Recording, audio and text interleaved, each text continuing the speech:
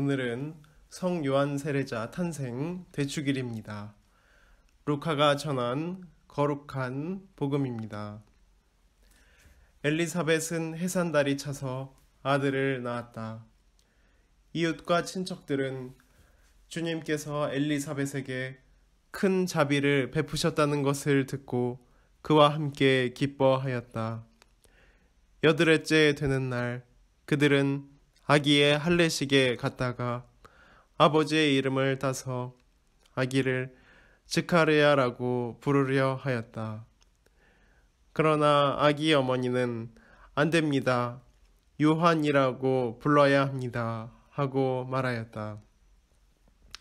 그들은 당신의 친척 가운데에는 그런 이름을 가진 이가 없습니다. 하며 그 아버지에게 아기의 이름을 무엇이라 하겠느냐고 손짓으로 물었다. 스가랴는 글 쓰는 판을 달라고 하여 그의 이름은 요한이라고 썼다. 그러자 모두 놀라워하였다. 그때 스가랴는 즉시 입이 열리고 혀가 풀려 말을 하기 시작하면서 하느님을 찬미하였다. 그리하여 이웃이 모두 두려움에 휩싸였다. 그리고 이 모든 일이 유다의 온 산악지방에서 화제가 되었다. 소문을 들은 이들은 모두 그것을 마음에 새기며 이 아기가 대체 무엇이 될 것인가 하고 말하였다. 정녕 주님의 손길이 그를 보살피고 계셨던 것이다. 아기는 자라면서 정신도 굳세어졌다. 그리고 그는 이스라엘 백성 앞에 나타날 때까지 광야에서 살았다. 주님의 말씀입니다. 그리스도님 찬미합니다. 찬미예수님, 옛날에 어떤 수사가 밥을 동냥하러 마을에 들어갔습니다. 그런데 그 수사의 행색이 너무 깨지지하고 거지 같아서 마을에서 나가라며 돌멩이를 던지는 사람이 있는가 하면 심지어 욕을 하는 사람도 있었습니다. 동네 꼬마들도 어른들을 따라서 그 수사를 조롱하며 마구 놀렸습니다. 그런데 이 수사는 욕을 듣고 돌을 맞으면서도 마을 어귀에 앉아 오히려 그 사람들을 위해 기도를 했습니다. 근데 이것을 보고 지나가던 사람이 놀라서 이 수사에게 물었습니다. 이보시오, 저 사람들이 당신에게 욕하고 돌을 던지는데 당신은 왜 오히려 이들을 위해 기도를 합니까? 이 수사가 대답하기를 본래 사람은 자기가 가진 것을 내주는 것입니다.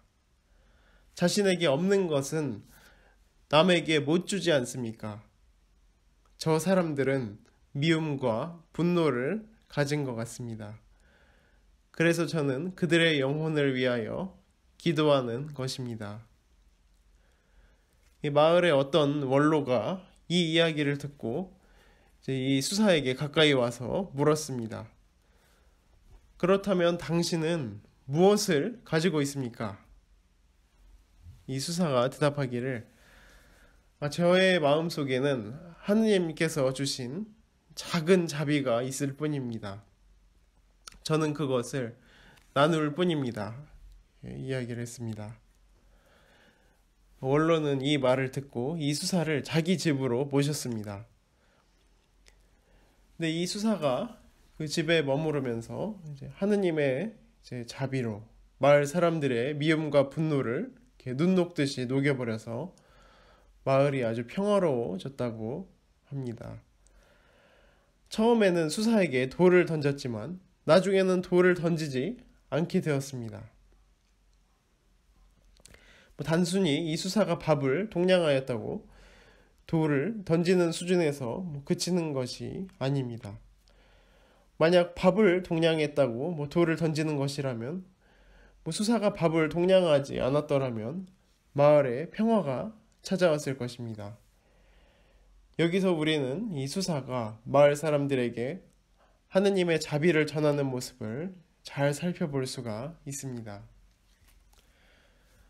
오늘 세례자 요한 탄생 기념을 맞아서 그의 첫 마디를 다시금 기억하게 됩니다. 회개하여라, 하늘나라가 가까이 왔다. 사실 이는 구약의 이사야 예언서 말씀을 그대로 실현하고 있습니다.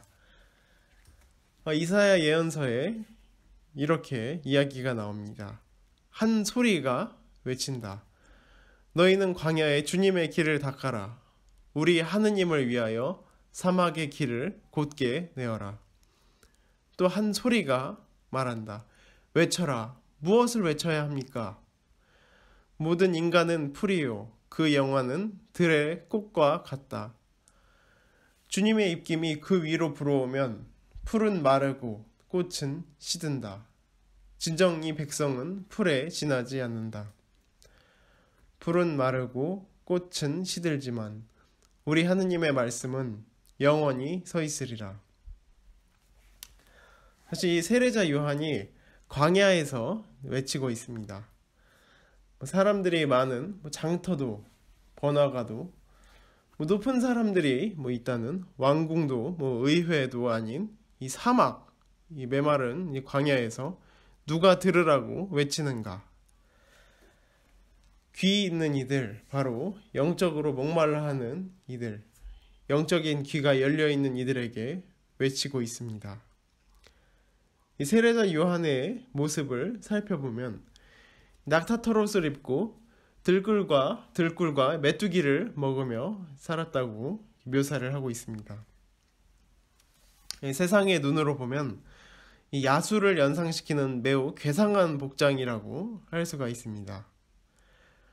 근데 사람들은 희한하게도 그에게 가서 자신의 죄를 고백합니다. 학식 있고 명망 있는 이들이 아니라 괴상한 이에게 가고 있습니다. 왜 그런가? 사람들은 마음속이 자기 자신으로 꽉 차 있는 사람들이 아니라 하느님으로 차 있는 일을 원하기 때문입니다. 이 세례자 요한이 그러한 사람입니다. 세상의 옷, 직물로 짜거나 가공하지 않은 자연의 옷을 입고 가공되지 않은 것을 먹습니다. 이는 그가 세상에 별로 관심이 없으며 하느님께만 관심이 있음을 보여주는 대목입니다. 그리고 바리사이와 사두가이들에게는 독서를 날립니다. 이 독사의 자식들아, 다가오는 진노를 피하라고 누가 일러주더냐? 하느님 말씀을 지키는 척, 실천하는 척 하지만 정작 그것에는 관심이 없고 오히려 세상에 관심이 많은 그들을 질타하는 세례자 요한의 말입니다. 그리고 이야기를 합니다. 회개에 합당한 열매를 맺어라. 많은 이들이 그에게 와서 세례를 받았습니다. 심지어 예수님께서도 와서 세례자 요한에게 세례를 받았습니다. 그 물의 잠김으로 그리고 성령께서 오심을 우리는 복음서에서 보게 됩니다. 사실 우리는 이 하느님, 예수님이라는 물에 끊임없이 잠겨야 합니다. 잠김으로써 사실 세상에서 죽음, 세상의 것들에 관심을 덜 가지게 됩니다. 그러므로 이 성령을 통해서 우리가 회개에 합당한 열매를 맺게 됩니다. 바로 우리 자신이 아니라 하느님으로서 우리 자신을 채우게 되는 것입니다. 그래서 우리는 세례자 요한이 광야에서 외치는 이 소리에 귀 기울여야 합니다. 오늘 예수님께서 주시는 귀한 말씀, 세례자 요한의 생을 통하여 보여주신 그 신앙의 모범들, 오늘도 마음속에 깊이 간직하시면서 주님 안에서 복된 하루 되시기를 바랍니다.